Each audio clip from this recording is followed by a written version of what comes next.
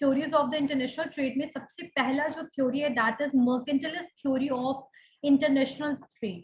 Mercantilist theory of international trade. Mercantilist theory of international trade क्या बताता है? Mercantilism एक इकोनॉमिक नेशनलिज्म, बेसिकली पर्पस यहाँ पर एक इकोनॉमिक सिनेरियो लिया गया है जहां पर बेसिकली इसका पर्पस क्या है?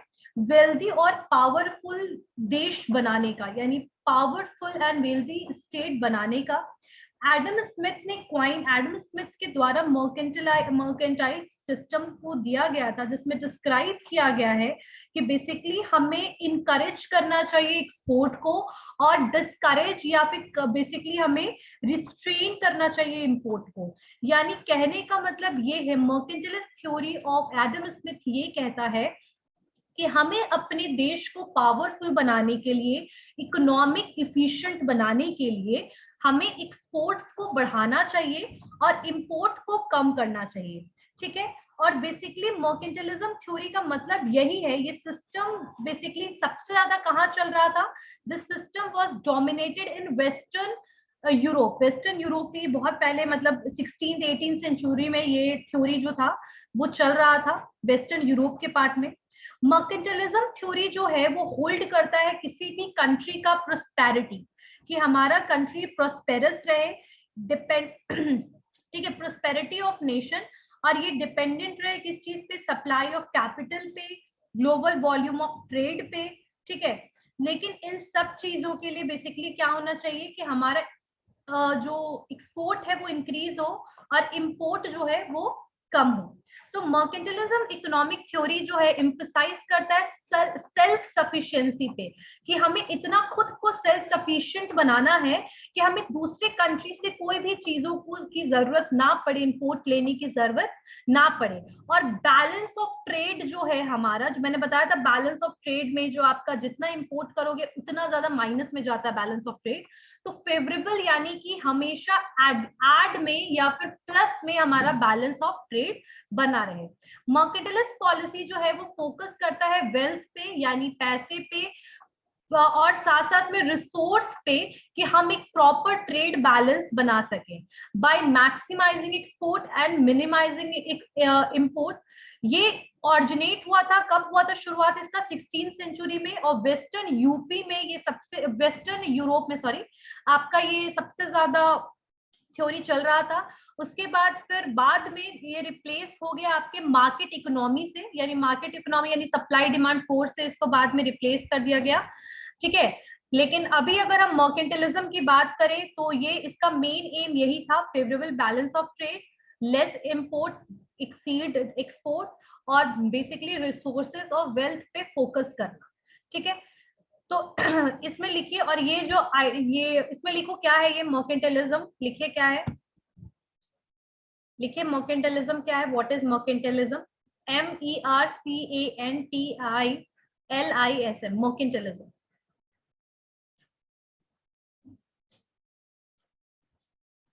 लिखिए इसमें Kunal, mercantilism is an economic theory. ये एक इकोनॉमिक थ्योरी था basically. Mercantilism is an economic theory that emphasize mercantilism is an economic theory that emphasizes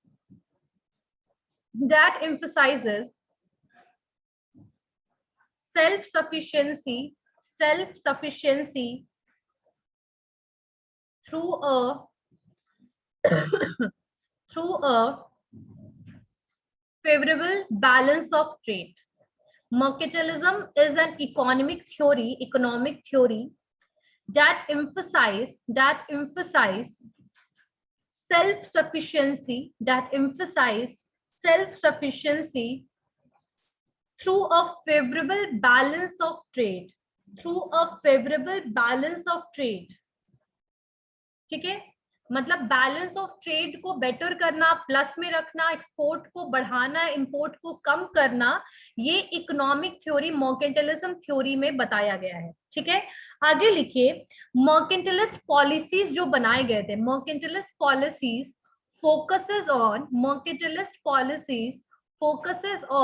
focuses on the accumulation of wealth of wealth and resources, of wealth and resources, while maintaining a positive trade, while maintaining a positive trade balance, while maintaining a positive trade balance with other countries, with other countries, while maintaining a positive trade balance with other countries. ठीक है, ये एक economic protectionism की तरह भी काम कर रहा था कि अपने डोमेस्टिक जो वर्कर्स हैं, डोमेस्टिक मैन्युफैक्चरर, उनको प्रोटेक्ट किया जाए, एक्सपोर्ट को बढ़ा दिया जाए, इंपोर्ट को कम कर दिया जाए। तो इस पे भी ये काम कर रहा था। एंड इट वाज ऑरिजिनेटेड, लिखिए, it was originated in 16th century Europe. यानी ये थ्योरी कहां पर ऑरिजिनेट हुआ था? 16th सेंचुरी में। और कहां पर? यूरोप। क्लियर होगी बात? इन 16th century Europe.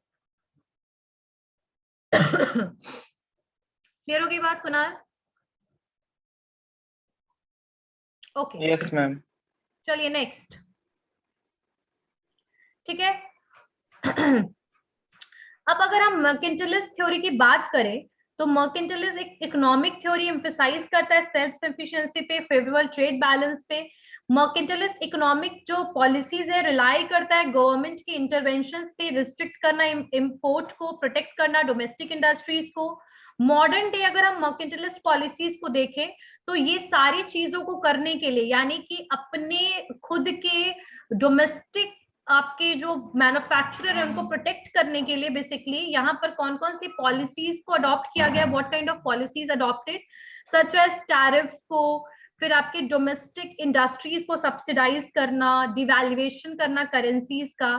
So all these things are happened in the new modern mercantilist theory.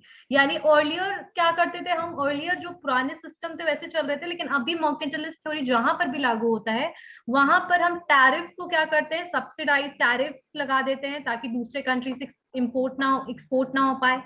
Domestic industry को सब्सिडाइज कर देते हैं, यानी कि सब्सिडी प्रोवाइड किया जाता है गवर्नमेंट के द्वारा। डिवैल्यूएशन दे देते हैं करेंसी को, और रिस्ट्रिक्शन दे देते हैं basically migration of foreign labour पे, यानी रिस्ट्रिक्ट कर देते हैं फॉरेन लेबर के बेसिकली माइग्रेशन पे। सो ये सारे के सारे आपके मर्केंटाइलिस्ट थ्योरी है। क्लियर होगी बात? मर्केंटाइलिस्ट थ्योरी क्या है बेसिकली?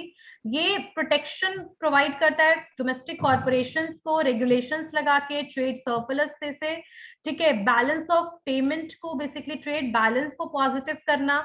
और मर्केंटाइलिस्ट थ्योरी हमेशा सपोर्ट करता है आपके डोमेस्टिक इंडस्ट्रीज को, याद रखिएगा। क्लियर हो गई बात? समझ में आ गया Kunal? Yes ma'am. Next theory क्या है देखिए, अब आपका आता है classical theory of international trade. Classical theory of international trade जो है दैट इज बोल सकते हैं कि वो मर्केंटाइलिस्ट थ्योरी का ही थोड़ा सा एग्जैजरेटेड पार्ट है, एक तरीके से कह सकते हैं। तो इसमें सबसे पहला जो, इसमें दो मेन वर्जन है इसका, एक है आपका Adam Smiths theory of absolute advantage और सेकंड है रिकार्डोस कंपैरेटिव कॉस्ट एडवांटेज। तो सबसे पहला जो है आपका Adam Smith theory of absolute advantage, उसको कवर करते हैं हम, ठीक है।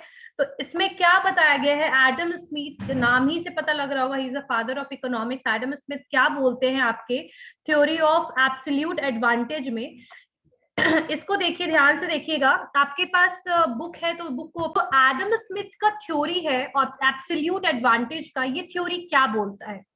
एडम स्मिथ ने, ये एक फर्स्ट इकोनॉमिस्ट है जो इन्होंने इन्वेस्टिगेट किया और जिन्होंने फाइंड आउट किया फॉरेन ट्रेड के रेशनल को, उसके बेनिफिट्स को, ठीक है। और उन्होंने अपने बुक वेल्थ ऑफ नेशन में भी इसको यूज किया है, प्रिंसिपल ऑफ एब्सोल्यूट एडवांटेज को, for justification for the international trade. यानी इंटरनेशनल ट्रेड को जस्टिफाई करने के लिए अपने बुक वेल्थ ऑफ नेशन में एडम स्मिथ ने इसके बारे में बताया है, ठीक है, कि इंटरनेशनल ट्रेड क्यों जस्टिफाई है, क्यों इंटरनेशनल ट्रेड में कंट्रीज को एंगेज होना चाहिए, ठीक है। अकॉर्डिंग टू दिस प्रिंसिपल, अगर हम एब्सोल्यूट एडवांटेज के प्रिंसिपल को देखें तो एक कंट्री को वही चीजों को एक्सपोर्ट करना चाहिए, वही चीजों को एक्सपोर्ट करना चाहिए, ध्यान दीजिएगा, जो कॉमोडिटी बहुत सस्ते कॉस्ट में बन रहा है as comparison to the other countries. यानी अदर कंट्रीज में मान लीजिए अगर मार्कर 20 रुपए में बन रहा है और आपकी कंट्री 10 रुपए में इसको बना पा रही है, ऐसे ही प्रोडक्ट को आप क्या कीजिए, एक्सपोर्ट कीजिए दूसरे कंट्री में। कन्वर्सली अगर हम इसी चीज को देखें, इट शुड बी इंपोर्ट, वही गुड्स को अपने यहाँ पर इंपोर्ट करवाइए, that can only be produce at higher cost than other nation. यानी दूसरे कंट्री से, मतलब दूसरे कंट्री से जिस चीज को बनाने में हमें हायर कॉस्ट लग रहा है, मान लीजिए देखिए इस चीज को समझिए, ये प्रोडक्ट को बनाने में मुझे 10 रुपए लगा, ठीक है, यानी इंडिया को 10 रुपए लगा और अमेरिका को इसको बनाने में 20 रुपए लगा। तो 10 रुपए में अगर आपको बनाने में लगा, तो इसी प्रोडक्ट को आप दूसरे कंट्री में क्या कीजिए, एक्सपोर्ट कीजिए, ठीक है। यानी इस ऐसे प्रोडक्ट को एक्सपोर्ट कीजिए जिसको बनाने में आपका कॉस्ट ज्यादा हाई नहीं लग रहा है। लेकिन इंपोर्ट वैसे प्रोडक्ट को कीजिए जिसको बनाने में आपको कॉस्ट बहुत हाई पड़ रहा है, लेकिन दूसरे कंट्री से मंगवाने में वो आपको सस्ता पड़ रहा है। यही चीज को अगर हम उल्टा कर ले कि इसको इंडिया में बनाने में 20 रुपया लग रहा है और यूएसए में बनाने में 10 रुपया लग रहा है, तो हमारे कंट्री को ये बनाने में महंगा लग रहा है तो हम दूसरे कंट्री से इंपोर्ट कराएंगे। लेकिन इसी प्रोडक्ट को बनाने में अगर हमें बहुत सस्ता पड़ रहा है, तो ऐसे प्रोडक्ट को हम एक्सपोर्ट करेंगे। इसको कंसेप्ट को इसको देखिए, पॉसिबल फिजिकल आउटपुट। मैं शेयर कर रही हूँ स्क्रीन, इस पे ध्यान दीजिएगा।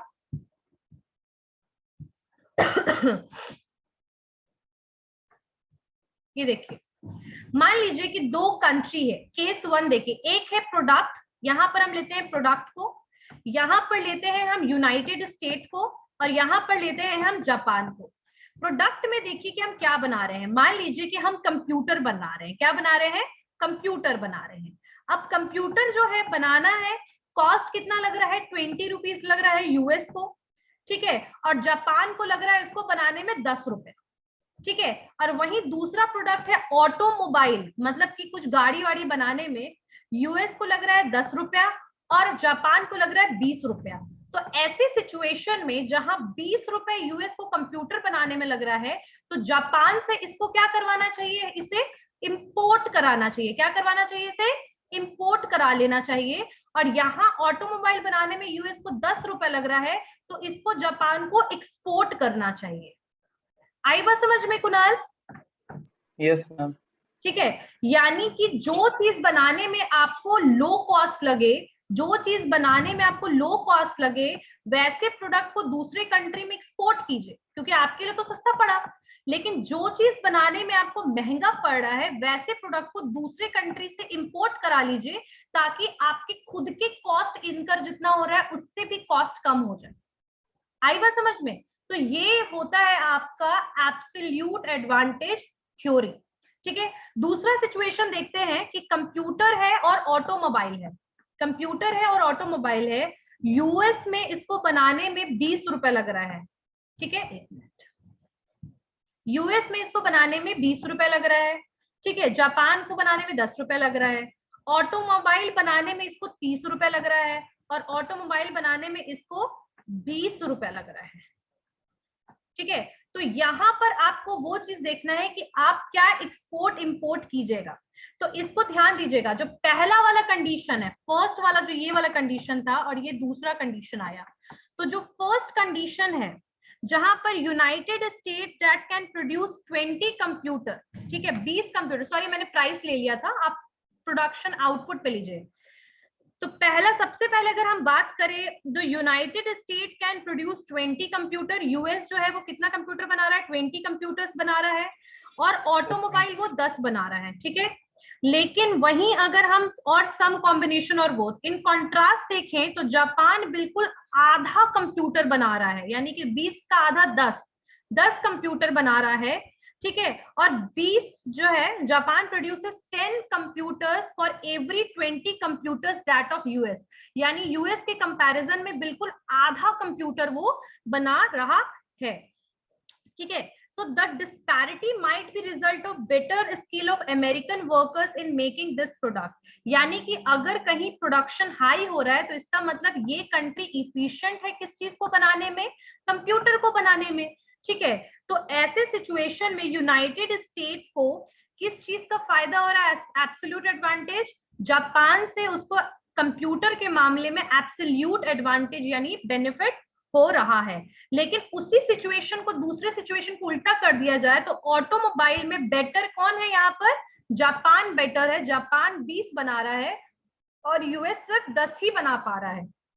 ठीक है, तो ऐसे सिचुएशन में आपका जापान के पास एब्सोल्यूट एडवांटेज है किस चीज के लिए? ऑटोमोबाइल के लिए। ठीक है, अगर हम दूसरा पॉइंट देखें, यानी कि हम टेबल केस 2 को ध्यान से देखें, तो यहां पर भी क्या हो रहा है? बेसिकली दोनों चीजों में, कंप्यूटर में भी आपका यूएस बेटर है और ऑटोमोबाइल में भी आपका यूएस बेटर है। तो दोनों केस में एब्सोल्यूट एडवांटेज किसको मिल रहा है? आपके यूएस को। यानी कि 20 ये भी कंप्यूटर भी ज्यादा बना रहा है और ऑटोमोबाइल भी ज्यादा बना रहा है। दोनों में फायदा किसको हो रहा है? यूएस को हो रहा है। केस 3, अगर हम तीसरा केस देखें तो जैसे ये 20 है और ये 40 है और ये आपका 10 है और ये आपका 20 है। यानी कि यहां पर भी अगर आप नोटिस कीजिएगा तो दोनों ही केस में आपका यूएस जो है उसको एब्सोल्यूट एडवांटेज का बेनिफिट हो रहा है। तो यानी कि जो भी चीज में आप इफिशिएंट हैं, यानी जो भी प्रोडक्शन में आप इफिशिएंट हैं, उनको आप एक्सपोर्ट कीजिए और जो भी आपके प्रोडक्शन में आप इनएफिशिएंट हैं उनको आप इंपोर्ट कीजिए। ये कहने का मतलब है आपके क्लासिकल थ्योरी का पहला Adam Smith theory of absolute advantage का। क्लियर हो गया कुणाल? यहाँ पर पॉइंट क्लियर हो गया? अब नेक्स्ट Yes, पॉइंट ma'am. को लिखिए, थोड़ा एडम स्मिथ की थ्योरी को लिखिए। Adam Smith theory of absolute cost advantage of economics को लिखिए, इसको लिखिए।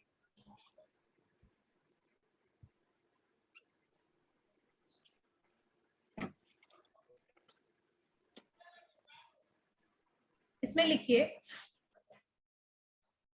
Adam Smith theory, Adam Smith theory,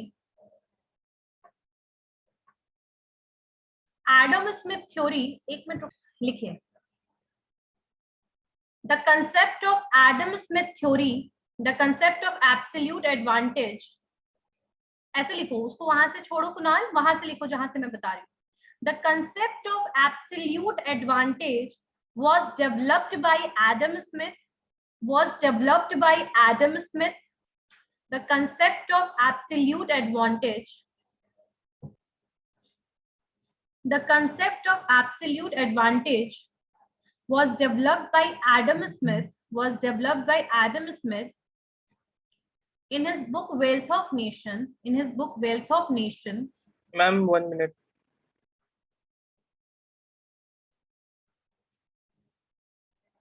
The concept of absolute advantage was developed by Adam Smith in his book Wealth of Nations, in his book Wealth of Nations, to show how countries, to show how countries can gain from trade, can gain from trade by specializing, by specializing, by specializing in producing and exporting, in producing and exporting the goods, the goods, the goods, the goods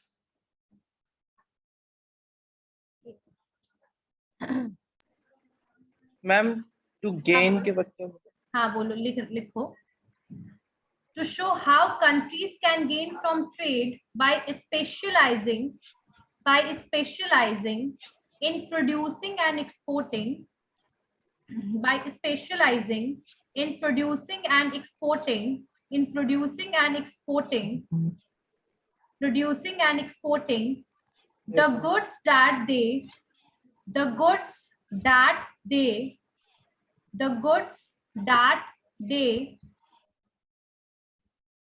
the goods that they produce more efficiently, producing, specializing in producing and exporting the goods that they produce more efficiently than other countries, than other countries, and importing goods, other goods, importing goods, other countries and importing goods, other countries produce more efficiently.